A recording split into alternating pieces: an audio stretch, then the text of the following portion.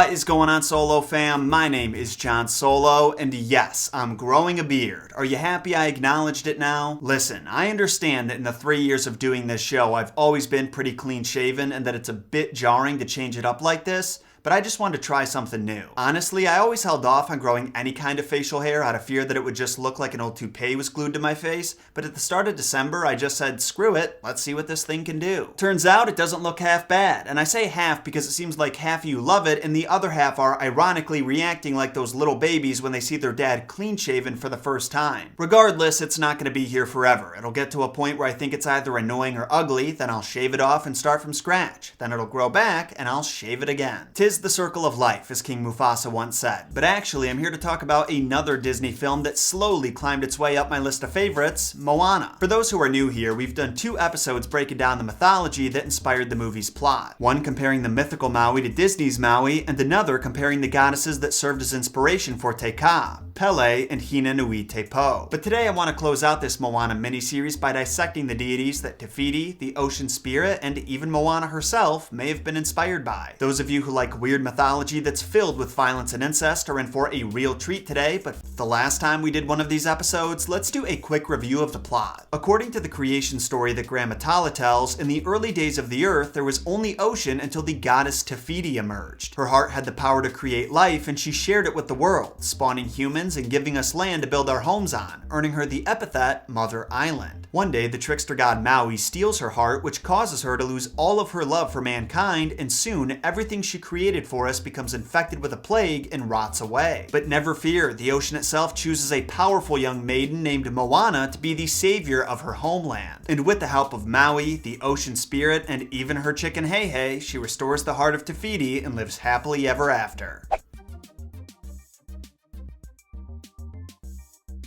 I think the best place to start this breakdown off would be with the origins of Te Fiti, the Mother Island as Grandma Tala calls her. In my estimation, there are 2 Polynesian goddesses that resemble her the most, Papahanaumoku, also known as Mother Island, and Haumea, another earth deity who's also the goddess of fertility and childbirth. Depending on where you're asking, those 2 goddesses may be combined into one, but we're going to talk about them individually. First, Papahanaumoku, or Papa as she is thankfully called. She's basically been around since the very beginning, worshipped all across Polynesia as a primordial force of creation with the power to create life and heal. She's the wife and consort of the sky god Wakia, and they personify creative female power and creative male power, respectively. Anyone else notice the similarity with Gaia and Uranus in the Greek creation myth? Interesting how so many of these creation stories start with the union of the earth and sky. Similar to how Te Fiti created the islands in the movie, in Hawaiian mythology, Papa gave birth to the islands after being impregnated by Wakia, and their children went on to be known as Hawaii,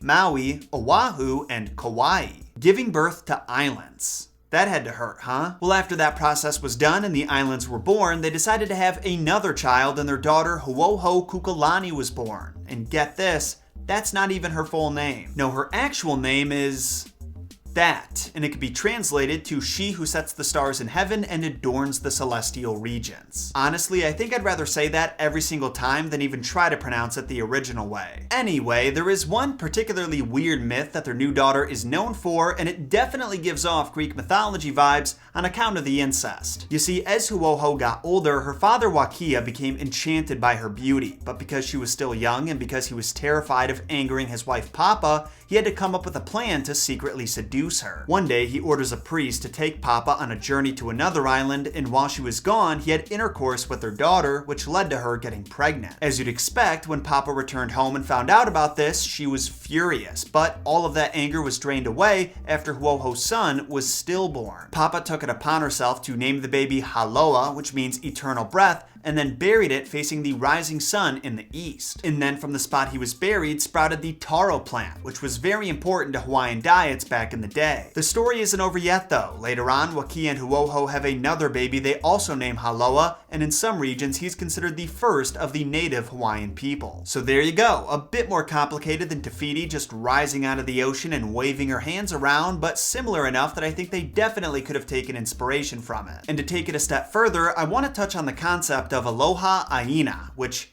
was definitely mispronounced. It can be translated to love of the land and is a concept/way of life that pervades many aspects of Hawaiian culture, from the spiritual to the social and even scientific. The belief is founded upon a sense of being connected to all living things, and many Hawaiians embrace it with the intention of improving the well-being of their homeland and its many children. The goddess Papa is a central figure to this movement, as she's the one who is being abused by mankind, and I can't help but see a connection between this and Maui's ignorance when stealing her heart. Sounds to me like it could have been the seed the movie's final plot sprouted from. And as great of a spot as that would be to wrap this section up, we can't forget the other goddess who may have influenced the Te Fiti character, and that's Haumea, the goddess of fertility and childbirth. It should be mentioned that depending on who you're asking, she and Papa may be the same goddess, which makes sense because there's some overlap in their domains and they're both some of the most ancient deities that Hawaiians worship. But when she's not being conflated with Papa, Haumea is said to be the wife of the god Kanaloa and mother of many important deities like Pele, Hiaka, and Namaka, something I want you to remember for next section. According to myth, she carries a magical stick called the Makale, which attracts fish and helps produce food. It also gives her the ability to transform from a wrinkly old woman into a pretty young thing, which is useful for reproduction purposes. See, apparently, every couple hundred years or so, Haumea will return to her homeland and marry one of her children or grandchildren to create the next generation of humans. Then she'll stick around for a few more generations, which ultimately leads to them discovering her identity and her storming off in anger. Then, after some time passes, and when everyone who can identify the goddess is either dead or too old to remember, she'll come back as her younger self, and the cycle repeats.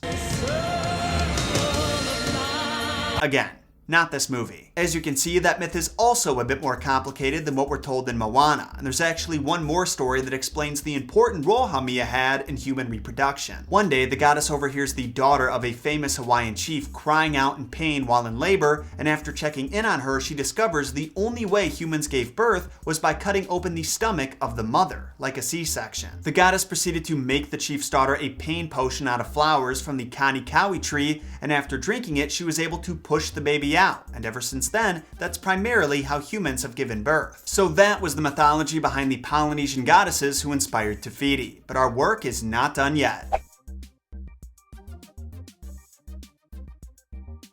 So if you watched my last Moana episode where I explained how Pele, the volcano goddess, was the inspiration for Te Kā, then you should remember me mentioning her sister Namaka, goddess of the ocean, and considered to be her polar opposite. We talked about how Pele and Namaka never got along due to them embodying conflicting elements, and how Pele slept with Namaka's husband. This led to the sea goddess hunting her sister down and beating her half to death multiple times, and as a consequence of lava and water combining during their battles, the Hawaiian islands grew in size. I am sad to say that's pretty much the only myth that Namaka is known for, and there isn't much, if any, mythology about her that I didn't already cover in the last episode, but while researching for this one, I found myself on a fascinating train of thought. See, originally when I started writing this video, I was under the impression that Namaka was the inspiration for Te Fiti, because the two were opposites of Pele and Te Kā respectively, but as you can tell from the previous section, I no longer believe that to be true. Now I think that the ocean spirit who guides Moana to her destiny was Namaka, and if you're willing to hear me out, I want to make my case. That's right, we're getting back into the old cartoon conspiracy theories today. So for starters, there's the obvious connection to the water. If Namaka, or a Disney-fied version of her, does exist in Moana's universe, then she's no doubt responsible for the ocean's behavior, which means she's the one who chose Moana to return Te Fiti's heart. But then that leaves us with the question, why would she get involved? Well, judging from the movie's epic final battle, I get the vibe that, just like in the mythos, the volcano goddess doesn't really get along with the ocean goddess. I mean, because of their very nature, she can't even touch her without feeling extreme pain. On top of that, Papa, the goddess that inspired Te Fiti, is often combined with Haumea, the mother of Namaka and Pele. So what if, in Moana's universe, Te Fiti is the mother of the ocean spirit, and when the ocean saw that its mother was being taken over by this vengeful, destructive being, she was motivated to help. Now, some of you might point out that Te Fiti's heart was initially lost in the ocean, and if it really wanted to help, it could have just returned it to her. If the ocean's so smart,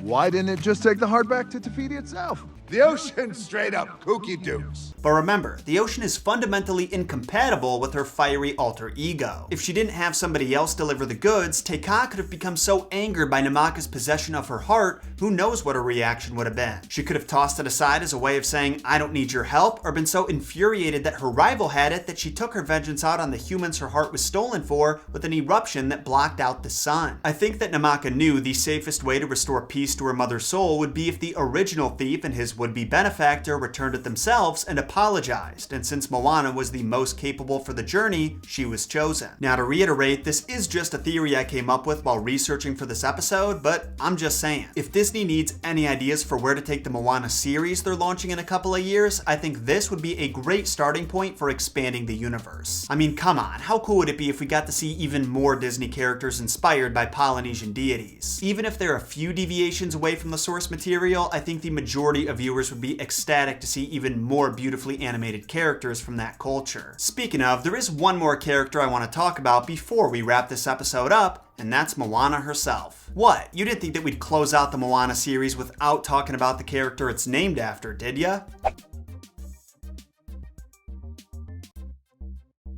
So for the most part, Moana is a completely original character. No god or goddess has served as direct inspiration for her creation. That being said, there's another water goddess named Moana Nui Kalahua who has her own interaction with Maui that I think may traumatize some of our younger viewers. I don't want to hype it up too much, but if you thought it was mean for Maui to throw her off the boat or Moana to stick a blow dart in his butt cheek, you may be better off skipping this part. So Moana Nui Kalahua, or as I like to call her, Moana, was a Polynesian water goddess who appeared as a fish or mermaid depending on the telling, and was responsible for guarding the Kai'i Channel between the Kauai and Oahu Islands. One day she catches Maui fishing in her waters, which she does not appreciate at all, and because like Maui she's a bit of a troublemaker, she decides to play a prank on him by taking his magical fishing hook and sticking it into a submerged rock. Well, after Maui realized what happened, he was furious and, not one to be outpranked, pursued Moana in revenge. After catching up to the goddess, he grabs her by the tail and pulls her onto the shore, where she slowly but surely suffocates and dies. That's right, in the original myth, Maui kills Moana. And honestly, I think we should be allowed to deal with TikTok pranksters in the same way. The part I find funny about this though is that despite murdering her in a way that had to be just miserable, he did still respect her along with the other gods, so he built the shrine in her honor and buried her. Moana's spirit was then transformed, and from the spot she was buried sprouted the Aulialahua, which is one of Hawaii's most sacred trees. You know, word on the street is there were 9 different versions of the Moana script before it was finalized, and I can't help but wonder if any of them ended like this. I mean, obviously not, but the idea of having something so savage animated by the geniuses in Disney Studios sounds so awesome to me. I'm low-key still holding out hope that they'll buy the Mortal Kombat franchise. I mean, Kano was in Wreck-It Ralph, so my dreams aren't dead yet. Anyway, on that note, I do want to wrap this episode up, so make sure you comment any and all of your thoughts down below. And answer me this, which of the Polynesian deities that we've talked about has been your favorite? Was it the overambitious Maui, the jealous and spiteful Pele, the warm and loving Papa, or one of the many others? When you're finished letting me know, make sure you also hit those like and subscribe buttons to get more content like this in your sub box and recommended feed. If you haven't yet, I've got to ask that you follow me on social media to stay updated on Messed Up Origins news, like what new videos are coming out next and when you can expect them. And of course, follow Gunther on Instagram because he's about as close as a dog can get to sharing DNA with Hey Hey.